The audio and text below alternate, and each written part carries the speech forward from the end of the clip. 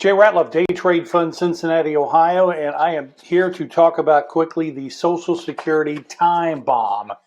We came into this year in 2023 with the Congressional Budget Office saying that the Social Security program as we know it will become insolvent. It will be upside down. It will be inefficient without significant changes in the next 10 years. The next 10 years. We know 89% of the pie for Social Security comes from taxpayers, those that are working, contributing to the system. And when you have a scenario when you have more people that are taking than are working, well, then obviously you're going to have an upside down scenario here. So what's going to happen? We're talking about the Congressional Budget Office said that there would be a 23% decrease in benefits if nothing changes. Well, we found out this weekend that the Congress, that wonderful group of people from both sides of the aisle that I could care less about because they get nothing done, have decided to let's table the discussions on the emergency of Social Security until after the 2024 election. They are scared to death to touch this.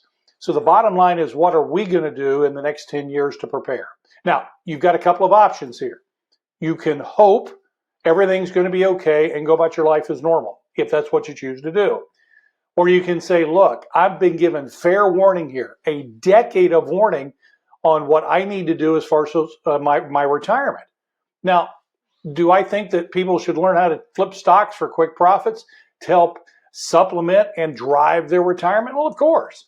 But that may not be your thing, and that's okay.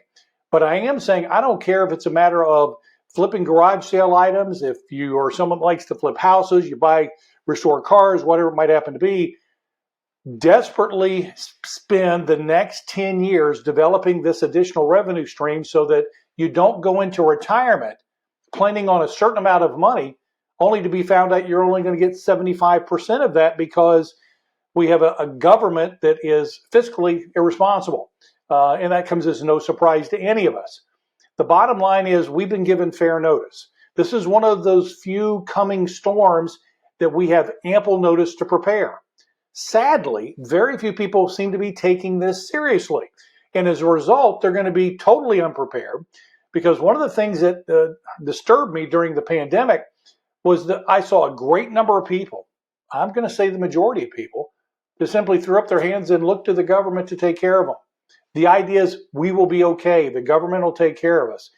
I'm sorry, that's not the philosophy that I take because I only have one life that I've been given. And the idea of trusting the outcome to any group who has proven to be worthless, to me is something that simply is not an option. So you have the next 10 years to decide. Are you going to learn a skill? Are you going to develop an additional revenue stream? Whatever you're going to have to do, spend that next 10 years. Now, in the worst case scenario, you might develop that additional revenue stream and Congress suddenly turns over a new leaf and actually starts getting things done and fixes it by the time we get there in 2023, or 33, you will only be the better for it.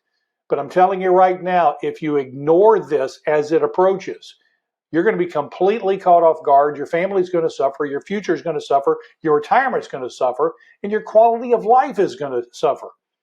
There's no reason to do that because of the fact that we've been given the opportunity, a 10-year advance notice on this coming storm.